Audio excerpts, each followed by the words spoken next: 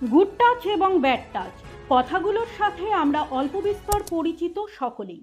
ইদানিংকালে নারী সুরক্ষার প্রশ্নে এই কথাগুলো হয়ে উঠেছে আরোই প্রাসঙ্গিক। এবার প্রাথমিকের পড়ুয়াদের এই বিষয়গুলিতে অভ্যস্ত করে তুলতে উদ্যোগী হলো রায়গঞ্জ সদর চক্রের অন্তর্গত পার্বতী দেবী এপি স্কুল। তবে শুধু শিক্ষক শিক্ষিকারাই নয়, দ্বিতীয় শ্রেণীর পড়ুয়া প্রিয়াংশী দাস প্রশিক্ষণ দিচ্ছে বাকি পড়ুয়াদের। মঙ্গলবার স্কুলে গিয়ে দেখা গেল সেই চিত্র। বছর 7-এর প্রিয়াংশী তার মায়ের সাথে বিগত 14ই নভেম্বর বিষয়টির ওপর একটি স্টেজ পারফরমেন্স করে বিদ্যালয়ে। তারপরেই বিষয়টি নজরে আসে শিক্ষক শিক্ষিকাদের। সেই থেকেই বিদ্যালয়ের ছাত্রছাত্রীদের বিষয়টি নিয়ে সচেতনতামূলক প্রশিক্ষণ দিচ্ছে প্রিয়াংশী। তার কথায়, কি নাম তোমার? প্রিয়াংশী দাস। কোন স্কুল? পার্বতী দেবী এফপি স্কুল। কোন ক্লাসে পড়ো? ক্লাস 2। তুমি ক্লাসে আজকে তোমার সহপাঠীদের কি শেখাচ্ছিলে? একটা দেখলাম, কি শেখাচ্ছিলে তুমি? আজ আমি আমাদের ক্লাসের বন্ধুদের শেখাচ্ছিলাম good touch and bad touch. ব্যাপারটা কি? গুড টাচ হলো ভালোভাবে স্পর্শ করা, আর ব্যাড টাচ হলো বাজেভাবে স্পর্শ করা। স্পর্শ করা বাজেভাবেও হয়? হ্যাঁ। মানে কাদের? এটা শিখছো কেন? কেন শেখানো তোমাদের? এটা শেখানো যখন কেউ আমাদের বাজেভাবে টাচ করবে তখন যাতে তাদেরকে আমরা না বললে হাতটা সরিয়ে দিই বা চিল্লাই বা আমাদের বাড়ির গার্জেনদের এসে বলি। আচ্ছা, তুমি আজকে স্কুলের বন্ধুদেরও শেখালে এটা? হ্যাঁ। বইও কি পড়েছো এটা? হ্যাঁ, আমাদের বই স্বাস্থ্য বই আছে। আচ্ছা,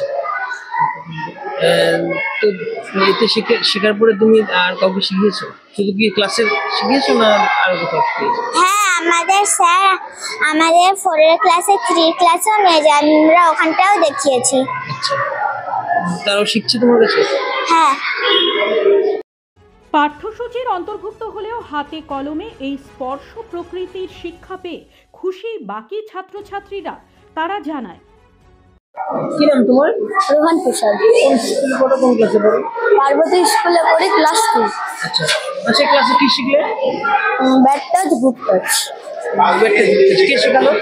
স্যার। হ্যাঁ? স্যার শেখালো। কোন সাবজেক্ট হয়েছে? আমাদের ইংরেজি সাবজেক্ট আজকে হলো। আমাদের আজকে ইংরেজি সাবজেক্ট।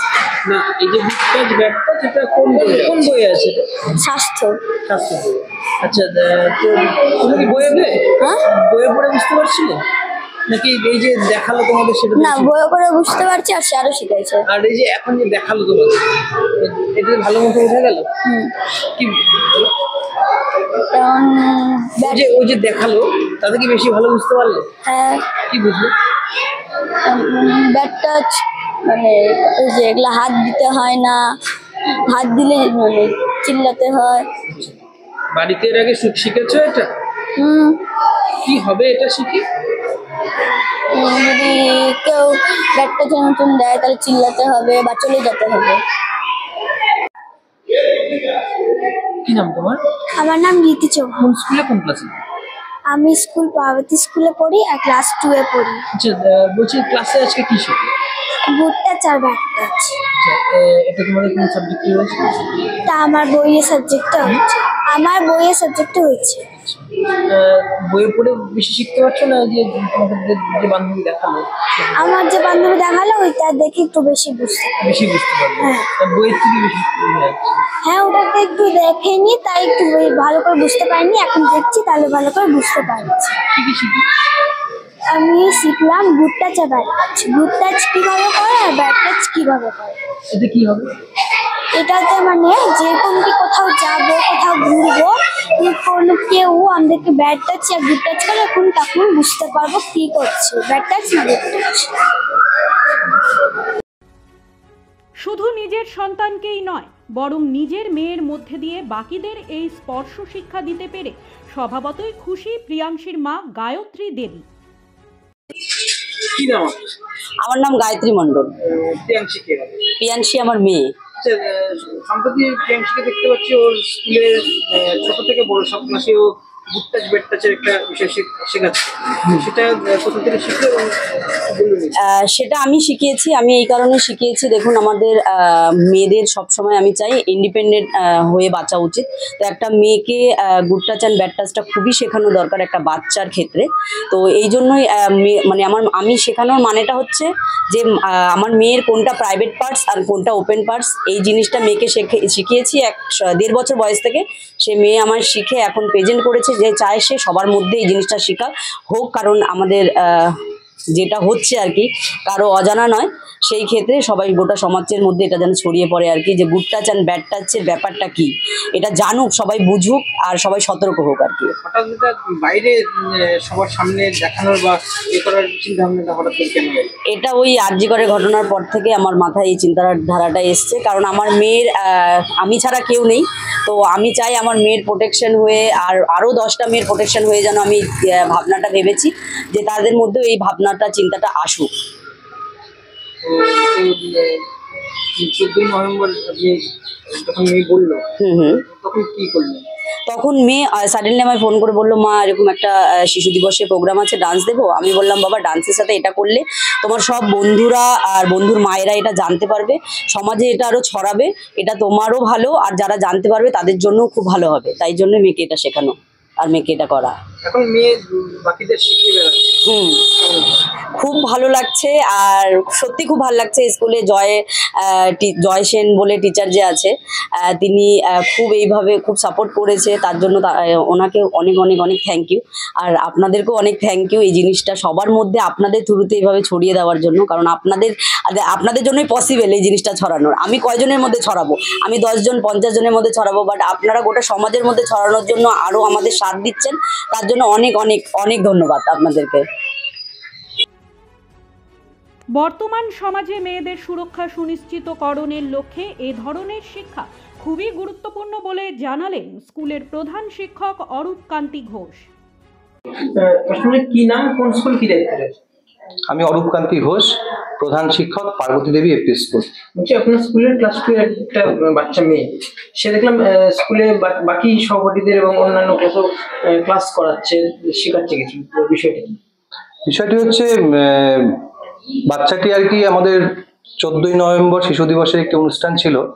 সেই অনুষ্ঠানে তার মায়ের সঙ্গে এসে এই গুড টাচ এবং ব্যাড টাচ নিয়ে একটি স্টেজ পারফরমেন্সের কথা বলে, যে সে বিষয়টি বাচ্চাদেরকে সুন্দর করে দেখাবে আর কি, একটু ভঙ্গিমায় বা নাটকের ভঙ্গিতে।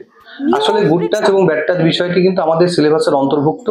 আমরা সেই ক্লাসে তাদেরকে গুড টাচ এবং ব্যাড টাচ কি বিষয়টি আমরা বা আমাদের শিক্ষক শিক্ষিকারা কিন্তু তাদেরকে অবগতি করিয়েছিল।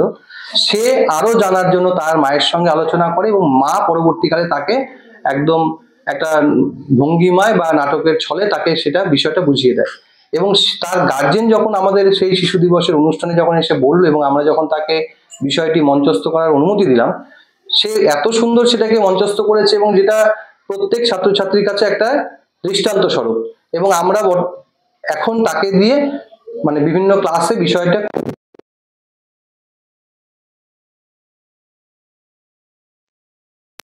আপনারা সবাই জানেন যে মেয়েদের ক্ষেত্রে এটা খুব প্রয়োজন, যে গুড টাচ এবং ব্যাড টাচের কনসেপ্টটা তাদের ক্লিয়ার হওয়া প্রয়োজন।